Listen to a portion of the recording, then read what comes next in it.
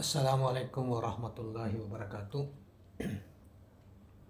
Alhamdulillahirrabbilalamin. Wabihi nasta'in wala umuri dunya waddin. Asyhadu an la ilaha illallah wa asyhadu anna Muhammadar Rasulullah. Kawan-kawan sekalian, kembali kita berjumpa di channel Jejak Semesta 65. Mudah-mudahan kita dalam keadaan sehat walafiat, rekan semuanya dilindungi oleh Allah, senantiasa dijaga, kita semua dipelihara dan selalu berada dalam bimbingannya.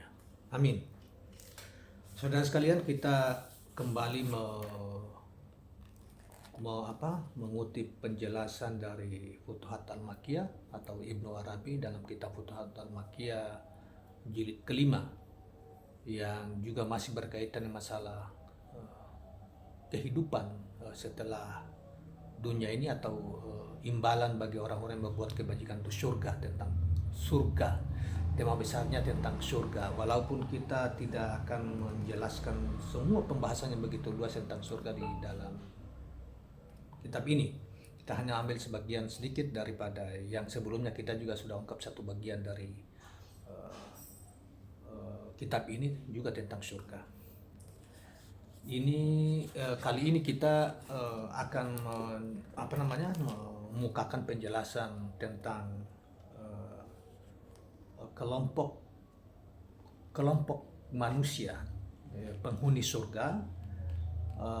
Kemudian berikutnya soal posisi-posisi hamba saat melihat Allah Subhanahu wa taala, dan yang ketiga tentang tajalli al-haq kepada hamba-hambanya pada saat ziarah umum. Tentu nanti kita akan mendapatkan penjelasan terkait dengan masalah misalnya ziarah umum tadi. Saudara sekalian, langsung saja kita dengarkan penjelasan dari Al-Imam Ibnu Arabi yang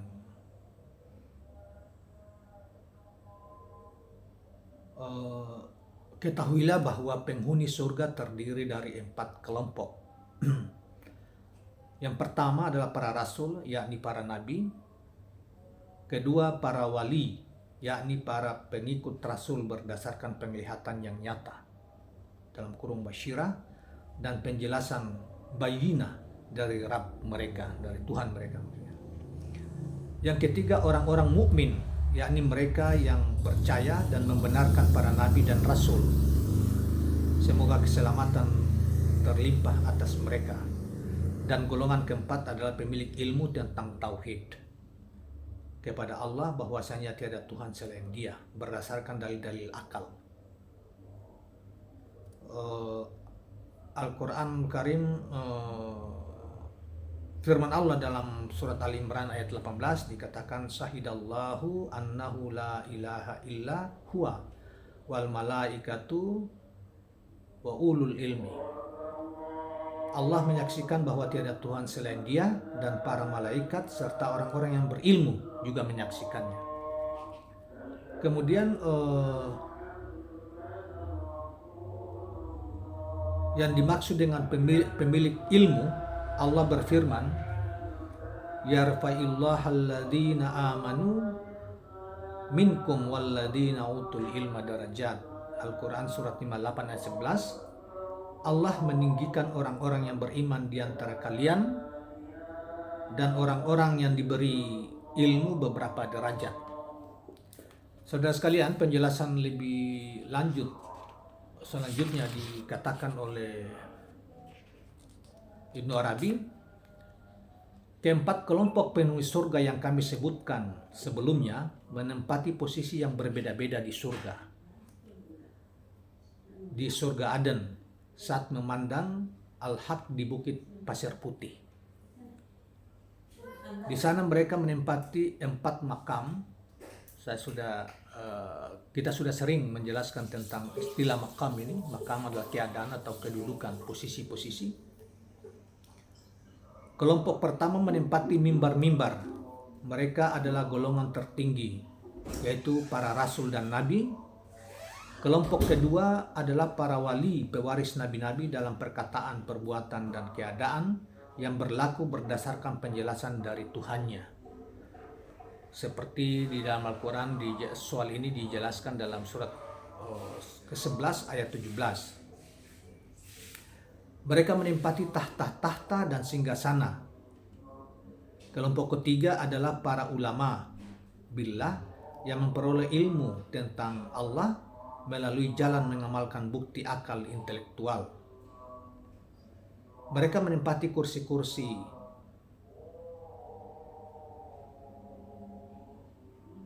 Kelompok keempat adalah orang-orang mukmin yang bertaklid dalam tauhidnya. Taklid tentunya bukan istilah yang asing bagi kita. Taklid adalah orang yang mengikuti para ulama secara tanpa membantah, tanpa mengikuti suatu pendapat, misalnya suatu pemahaman tentang agama, satu mazhab misalnya dalam fikih, bertaklid ke situ. Jadi karena dia punya kemampuan ilmunya terbatas, maka dia mengikuti saja misalnya seluruhnya orang apa yang dikatakan oleh Imam Syafi'i dalam fikih misalnya diikuti sepenuhnya, atau yang lainnya. Di dalam mazhab pemikiran tauhid misalnya al-Asy'ariyah, al-Ja'liyah semua ada, atau Mu'tazilah semua. Bertaklid kan mereka keterbatasan pengetahuan mereka. Dalam tauhidnya, kelompok ini memiliki banyak level. Pada hari penghimpunan, mereka berada lebih depan dari para pemilik tauhid berdasarkan pengamatan akal. Tetapi di Bukit Pasir saat melihat Allah Subhanahu wa Ta'ala, para pemilik tauhid berdasar pengamatan akal berada lebih depan dari para ahli taklid. Selanjutnya, ketika Allah hendak bertajalli kepada hamba-hambanya pada saat ziarah umum. Ziarah umum di sini dijelaskan bahwa hari di mana seluruh penghuni surga berkunjung ke surga Aden, yaitu surga tertinggi, dan berkumpul di bukit pasir putih untuk melihat Allah.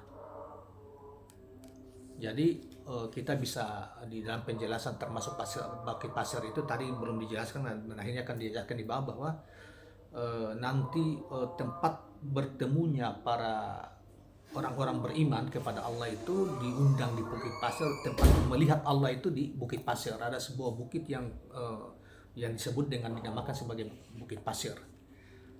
Nah, seorang menyuruh utusan Al-Haq menyeru kepada seluruh penjuru surga, wahai sekalian penghuni surga, marilah menuju anugerah kebaikan dan nikmat teragung, posisi terdekat dari tempat memandang tertinggi.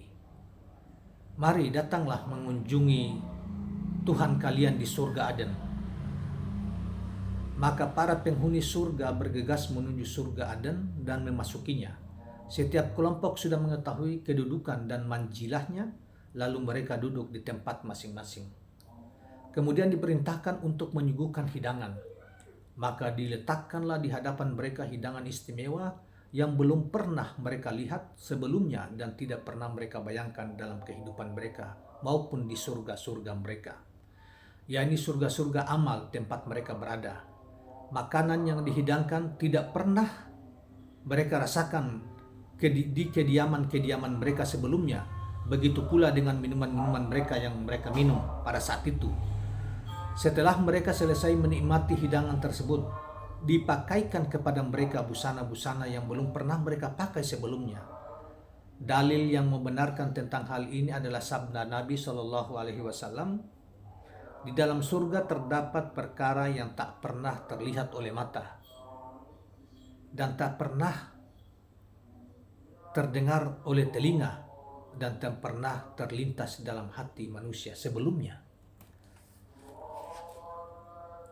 Ini hadis yang diriwayatkan oleh Al-Bukhari, Imam Al-Bukhari. Kemudian juga oleh Imam Muslim, At-Tirmizi juga. Setelah itu mereka beranjak menuju bukit pasir dari kasturi putih. Jadi bukit pasir dari kasturi putih. Tanda petik ya kalimat itu. Dan mengambil tempat mereka masing-masing berdasarkan ilmu mereka tentang Allah Subhanahu wa Ta'ala.